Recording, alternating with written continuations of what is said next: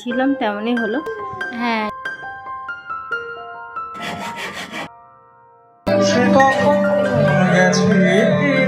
Hello friends, এখন কিন্তু সময় হচ্ছে 12:20। তো এখন থেকে ভিডিও শুরু করলাম। সকাল থেকে প্রতিদিন ভিডিও শুরু করি। সকালবেলা থেকে অনেক কিছু কাজ হয়ে গেছে। রাহি বাবা আজকে সকাল থেকে টিউশন ছিল না, আর আমার তো ছিলই না। এই যে এখন বাজার টাজার করে আনছে। কী সব আনতে বলেছিলাম, মুড়ি, তারপরে ওই ভীম সাবান, এগুলো সব আনতে বলেছিলাম। তো এখন মেয়ে একটু খেলছে, ওকে সকালবেলা যা কলা খাইয়েছি আমি, তারপরে ও একটু বাদাম খেলো। আমি ভাত বসিয়েছি, ওই যে ভাত রান্না হলেই খাইয়ে দেবো। আর তারপরে জল তোলার ব্যাপার থাকে এই সময়টা, তো এখন জল টল চারিদিকে তুলে নিয়ে তারপরে গিয়ে লাইট জ্বালাস না, পোটের এখানেই কিছুটা জল আমি তুলে নিই। মুরগিগুলোকে খাবার দিলাম সকাল থেকে 2বার, জল দেওয়া হয়ে গেছে। এবার বাথরুমে জল তুলবো আর কি। আজকে শনিবার, আর আজকে হচ্ছে এপ্রিলের 11 তারিখ। আগে ভর্তি কর, একটু কাজ না দিলে ভীষণ বদমাইশি করছে আর কি। রাহির বাবা গিয়েছিল বাজারে, একটু সবজি আনলো, আর নিরামিষি যেহেতু ওই জন্য সয়াবিন আনতে বলেছিলাম, মুড়ি টুড়ি এনেছে আর কি। আর চারিদিকে জলটা তুলে নিয়েই অনেকটা ভিজিয়েছি, 1 গামলা ভিজিয়েছি, আর 1 গামলা এখনও থালা মাজিনি। সকালবেলা থেকে পাশের ঘরটা নিয়েই পড়েছি। পাশের ঘরে প্রচুর জামা কাপড়, ব্ল্যাঙ্কেট, এটা ওটা, মানে অপ্রয়োজনীয় জিনিস, প্রয়োজনীয় জিনিস সব পাশের ঘরে সব ঝাঁপ দিয়ে রাখা হতো। এবার সেগুলো সব ওই সামসেটের উপর তুলেছি, ওগুলো সব কাপড় দিয়ে ঢেকে দিয়েছি। আর যতদিন না পর্যন্ত বক্স করতে পারছি শান্তি নেই, তাহলেও মোটামুটি এখন আপাতত আর কি ঘরটা ফাঁকা করার জন্য করেছি। একটু ওই ঘরটাও কাজে লাগে, 2টো ঘর, অথচ একটা ঘরেই সেই ওই ঘরের মতোই ব্যবহার হয়, বাকি ওইটা জামা কাপড় এটা ওটা দিয়ে ভর্তি থাকে। তো ওই জন্য ওই ঘরটা ফাঁকা করলাম। গরমও ভীষণ পড়ে গেছে, ভর্তি হোক, আর একটু ভর্তি হোক, গরমও পড়ে গেছে ভীষণ। চক তো একটাও আর গোটা নেই, মানে কালকে বোধহয় কিনে এনেছে না পরশু দিন, এখান থেকে সব লেখা শুরু হয়েছে। ভাত বসিয়ে দিয়েছি গ্যাসে, বৃষ্টি হওয়ার কারণে আমার জ্বালানি উনান সবই ভিজে, এখন গ্যাসেই করতে হচ্ছে। আর এই খাটটা আমরা ভাবছি একটু ঘুরবো। ছোট বাচ্চা থাকলে তো জানেন, তার আলাদা পরিচর্যা, আলাদা বায়না, আলাদা রকমভাবে তাকে সময় দিতে হয়। সেসব বাদেও রান্না বান্না থাকে, তো আজকে প্রচুর কাজের চাপ। রাহির বাবা এনেছে 1 করাত, এটা দিয়েই চৌকির কিছুটা অংশ কাটা হচ্ছে। এর মধ্যে আমি রান্না করে ফেলেছি সয়াবিন দিয়ে, কুমড়ো আলু দিয়ে, আর এখানে আমের চাটনি, ছোট ছোট আম সব ঝরে পড়ছে, তো সেগুলোই কেটে কেটে আর কি চাটনি করছে। এটা কাটতেও বেশ খানিকটা সময় লাগে, তো ভাবলাম মেয়েটা আবার একটু টক টক মিষ্টি মিষ্টি খেতে ভালোবাসে। এমনিতেই ছোট ছোট আম তো তাড়াতাড়ি করে নষ্ট হয়ে যায়, যদি 1-2 দিনের মধ্যে যদি গাছ থেকে ঝরে পড়া আমগুলো খাওয়া না হয়, একদম হলুদ হয়ে নরম হয়ে গিয়ে লাস্টে ফেলে দিতে হয়। বেশ টক বসেছে আমগুলো, আম ডাল, তারপরে এরকম চাটনি বেশ খাওয়া যাচ্ছে। তো ভাবলাম যে ফেলে দেবো, তার থেকে চাটনি করে রাখি, খাওয়া যাবে। তো ওই জন্যই আর কি একটু চাটনি করে ফেলছি। রাহির জন্য পরপর 2টো উপহার এসেছে, সবগুলোই এক্ষুনি আপনাদের কাছে শেয়ার করব। সাথে আমার মেয়ে তো দেখতেই পাচ্ছেন কেমন করে তাকিয়ে আছে, মানে নতুন কোনো কিছু ওর জন্য এলে ও তো ভীষণ খুশি হয়, আর ও নিজেই গিয়ে আর কি ওর পাপার সঙ্গে গিয়ে আনলো। তো এই যে উপহারগুলো, প্রথমের জামাটা কিন্তু বর্ণালী দিদিভাই পাঠিয়েছেন টাটানগর থেকে, আর এই জামাটা রাহির জন্য কিন্তু পাঠিয়েছেন শিখা দিদিভাই মুম্বাই থেকে। তো 2 দিদিভাই কিন্তু উপহার পাঠিয়েছেন সোনার জন্য, পয়লা বৈশাখের জন্য। আর রাহির জন্য এর আগেও কিন্তু বর্ণালী দিদিভাই পাঠিয়েছিলেন জামা, সেটা আপনাদের কাছে শেয়ার করেছিলাম। জামাগুলো কিন্তু খুবই সুন্দর, সত্যিই ভীষণ মানিয়েছে আমার মেয়েকে, আর সত্যি খুবই আনন্দ পেয়েছে আমার মেয়ে।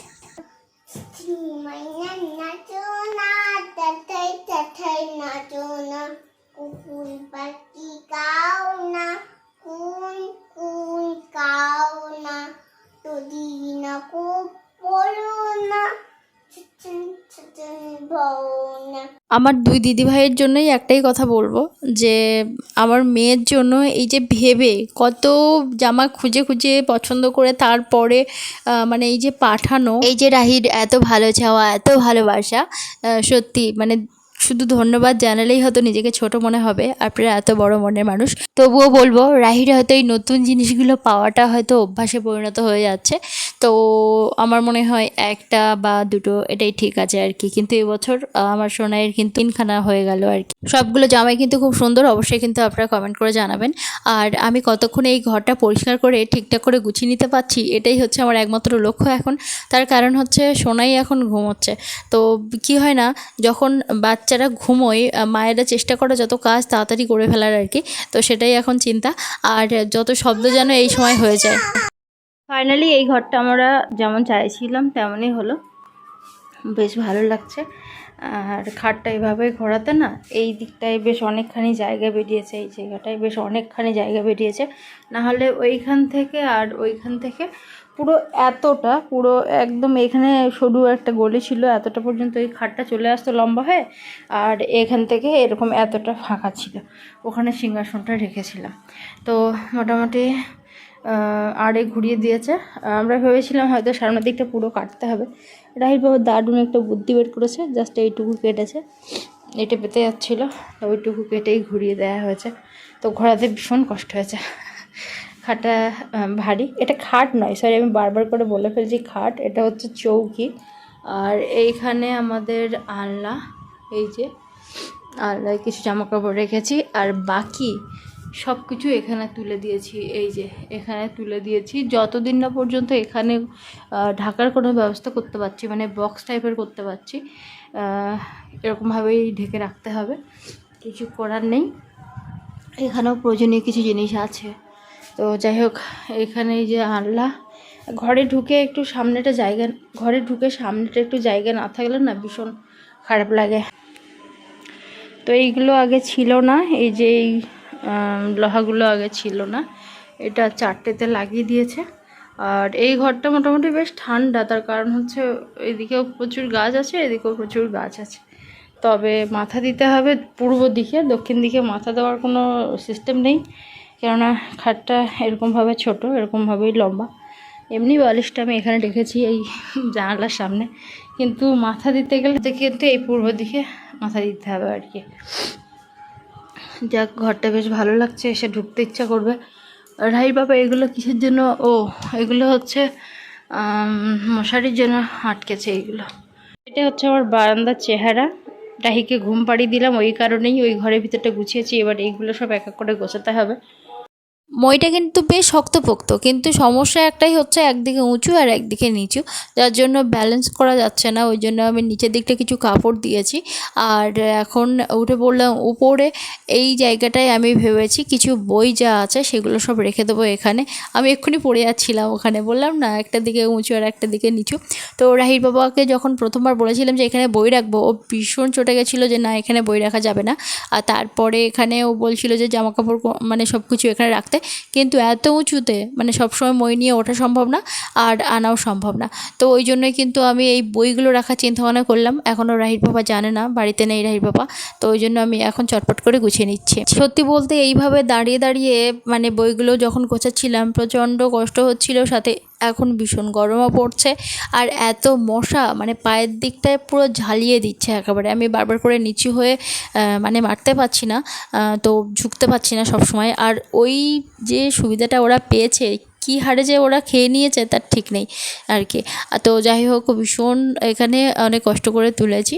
আর রাহির বাবা অনেকটা বেশ লম্বা, তো ওই জন্য চেয়ার নিয়েই যখন তখন বইগুলো পারতে পারবে। অনেক সময় আমার যদি মনে হয় এটা ঠিক, তো আমি অনেক সময়ই রাহির বাবার মতের বিরুদ্ধে গিয়ে এগুলো করি। উপরে উঠে এমনি তো অনেকদিন পর দেখবেন একটু সিঁড়িতে বা এরকম একটু উঁচুতে উঠলে হাত পা এরকম কাঁপতে থাকে, তো তার যে কষ্ট তার থেকে আমার মশা পুরো দুটো পা ঝালিয়ে দিয়েছে। মানে ওখানে দাঁড়াতেই পারছি না, কিন্তু বারবার করে নিচে হতেও পারছি না, ব্যালেন্স রাখতে পারবো না, তার জন্য ভীষণ মশা ওখানে। তো দেখি এখন রাহির বাবা বাড়ি এসে কি বলে। ওটা তো করলাম, রাহির বাবা বারবার বলছে জামা কাপড় যা কিছু আছে যেগুলো তোমাকে তুলে রাখতে হবে সেগুলো ওখানে রাখো আর পর্দাটা নিয়ে দাও। তো ওরকমভাবে ওখানে রাখা যাবে না। প্রথমত ওই জায়গাটায় মানে ইঁদুর ঢুকলেও ঢুকতে পারে। আর বই কাটবে না, কেননা একটু ফাঁকা ফাঁকা করে রেখেছি, ওই সাইডেও ফাঁকা, বই কাটবে না। কিন্তু জামা কাপড় ওখানে রাখা যাবে না। আমার একদম ইচ্ছা করছে না, প্রচুর ধুলো বালি তেল মশলা, ওই মানে আমার একদমই ভালো লাগছে না। যদি ওখানে যদি বক্স করা থাকতো অবশ্যই রাখতাম। আমি সেটাই চিন্তা ভাবনা ছিল যে শীতের জামা কাপড় কম্বল সমস্ত কিছু ওখানেই থাকবে, কিন্তু সেগুলো তো এখন হচ্ছে না। ওই জন্য আমি রাহির পাপার কথা শুনলাম না। দেখা যাক এখন এসে কি বলে। এই দেখুন, দেখেছেন বই আর বই, মাসে মানে 2, 3, 4 করে কিনতেই থাকে বই। তো যাই হোক, এখন মেয়েটা ঘুমোচ্ছে, তার মধ্যে উপরে ঠাকুর ঘরের ওখানে আমি একদম ঠিক করব আজকে, না করলে হবে না। ঠাকুর পুজো তো ওই ঘটে আর দেওয়া যাবে না, তো ওই জন্য ওখানেই করব। অনেকগুলো জামা কাপড় কিন্তু এখনও ভেজানো, সেগুলো এখনও কাচার সময় পাইনি। আজকে ভেজানোটা আমার একদমই উচিত হয়নি অতটা। তো যাই হোক, রাহির বাবা হঠাৎ করে যে ওই খাটটা ঘোরানো রাজি হয়ে যাবে এটা আমি বুঝতে পারিনি আর কি। তো ভাবলাম একবার রাজি যখন হয়েই গেছে তাহলে একবার ঘুরিয়েই ফেলি, না হলে আবার পরে একবার করব বললে সেটা আর হয় না। তো ওই জন্য কিন্তু জামা কাপড়গুলো ওইভাবে পড়ে আছে, থালা বাসনগুলো ওইভাবে পড়ে আছে, এদিকে আমি ঘর গোছাতেই ব্যস্ত হয়ে পড়লাম। হয়তো সেগুলো সন্ধ্যের পরে গিয়ে কাচতে হবে আর মেজে ফেলতে হবে, কিছু করার নেই। আর আজকে আবার একটু মেলায় যাবো ভাবছি, তো দেখি কতক্ষণে কাচবো, সব গুছিয়ে উঠতে পারি। এখনও আমার এই যে বারান্দার অবস্থা, এগুলো এখনও গোছাইনি।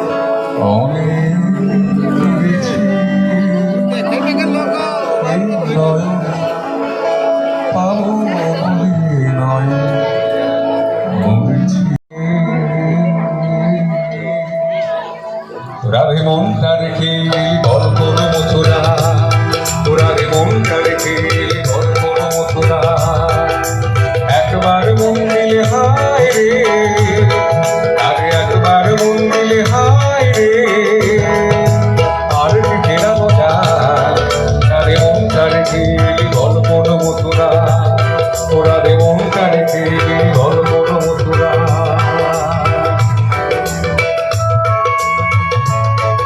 এনার নাম হচ্ছে সত্যজিৎ দাস, কিন্তু কণ্ঠ শুনে মনে হবে একদম হেমন্ত মুখোপাধ্যায় উনিই গাইছেন। এটা হচ্ছে সেই হরি পুজোর মেলা, কিন্তু বৃষ্টি হওয়ার জন্য বন্ধ ছিল। সময় হচ্ছে 11:15। সময় হচ্ছে 11:15। এই যে যত বায়না, যত কিছু কিনবে, এই যে হাত ভর্তি কিছু খাবার দাবারও আছে। ব্যাট বল নেবে, ABCD নিয়েছে সেদিন, আর 1, 2 নেওয়ার জন্য ভীষণ কাটাকাটি করছিল। ওর বাবা বলে পরের বার যখন মেলা বসবে তখন নেবো আর কি। তো এমনি কদিন পরে আবার চড়ক, তো তখন তো আবার কিছু নিতে হবে, ওই জন্য নেওয়া হয়নি আর কি। তো এই যে, আর আমি এই যে গাছটা নিলাম, এটা হচ্ছে বেল ফুল গাছ। হ্যাঁ, তো একটা বাড়িতে হয়ে আছে, আসার সময় একটুখানি একটা ডাল নিয়েছি। তা আমার বড় ভীষণ বকবকি করছে যে কেন নিলে, কিন্তু মানে আমার অনেক দিনের ইচ্ছে ছিল একটা বেল ফুলের গাছ নেওয়ার, তো একদম কোথাও পাচ্ছি না, ঠিক আছে। তো ওই জন্য একটুখানি ছোট্ট একটা ডাল নিয়েছি, একদম ছোট্ট। তো যাই হোক, এখানে কি কি আছে আমি দেখাচ্ছি। কী নিয়েছিস তুই বন্ধু? এই যে নেওয়া হয়েছে এরকম ধরনের গার্ডার মেয়ের জন্য। এই ডিজাইনটা আর পাইনি, ওই জন্য আমি একটা নিয়েছি। আর এরকম নিয়েছি। আর এই যে এগুলো সব 6 টাকা করে, এগুলো যা সব 6 টাকা করে। এই যে ক্লিপটাও 6 টাকা, এইটা 10 টাকা নিয়েছে, আর এটা 6 টাকা। তারপরে এইগুলোও 6 টাকা করে। এই যে এটাও, তো এইগুলো নিয়েছি। আর এখানে ডবল দেখছেন, একটা আমাদের, একটা শাশুড়ি মায়ের। ওইদিকে মেয়ে খেলছে, ওইদিকে আমি খানিকটা জামা কাপড় কেচে ওখানে রেখে দিয়েছি, একদম সন্ধ্যাবেলা কেচেছি অতখানি জামা কাপড়। আর সাথে হচ্ছে ওই যে অতটা থালা বাসন মেজেছি। ব্যাট বল নিয়ে খেলছে, এই যে বন্দুক কিনেছে, ব্যাট বল এগুলো সব কিনেছে। আর ও প্যান্টটা খুলে দিয়েছে, অন্য প্যান্ট পরেছে এই জামার সেটে।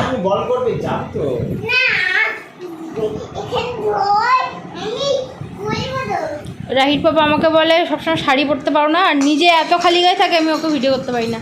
এখন সময় হচ্ছে 8:11। তো এই এখনই ভিডিও এডিট করে কমপ্লিট করলাম। আর এগুলো সবই পুরানো ভিডিও, বেশ কয়েকদিন আগে ভিডিও, আমি মাঝে একদম ভিডিও দিতে পারিনি। তো তার জন্য ভাবলাম যে এই ভিডিওগুলো ডিলিট না করে আপলোড দিই, তারপরে আবার 1-2 দিনের মধ্যে আবার যেমন আপলোড করি সেটাই আবার হবে। তো যাই হোক, রাহি পাপা গেছে টিউশনে, আর আমি এখন বাচ্চাটাকে একটুখানি দেখাচ্ছিলাম। ও ম্যাচিংটা করতে ভীষণ পছন্দ করে, এবং দেখলাম যে ওটাতেও বেশ অনেক কিছু শিখতেও পাচ্ছে। আর খেলার ছলে যেহেতু করে ওগুলো, বেশ ওর মানে আনন্দ হয় আর কি। তো যাই হোক, এখন এই ভিডিওটা শেষ করছি, আপনাদের সঙ্গে দেখা হচ্ছে পরে ভিডিওতে। অনেক অনেক ভালো থাকুন সবাই, সুস্থ থাকুন, আর সবসময় হাসি খুশি থাকুন। অবশ্যই কিন্তু কমেন্ট করতে একদমই ভুলবেন না। আর আপনাদের ভালোবাসার জন্যই আমি হয়তো ডেলি রুটিনের এই যে এখন বুঝবে না, এখন এখানে ক্লিক করো। তো যাই হোক, যেটা বলছিলাম যে আপনাদের ভালোবাসা, আপনাদের কমেন্ট, আপনাদের তো মানে সাপোর্ট পাই বলেই হয়তো আমার এই খুব সাধারণ লাইফস্টাইল ভিডিও আমি আপলোড করার মতো কী বলবো সাহস পাই বা এনার্জি পাই, যাই বলেন না কেন। তো যাই হোক, আপনারা খুব ভালো থাকুন। পরের দিন দেখা হচ্ছে একটা নতুন ভিডিওর সাথে।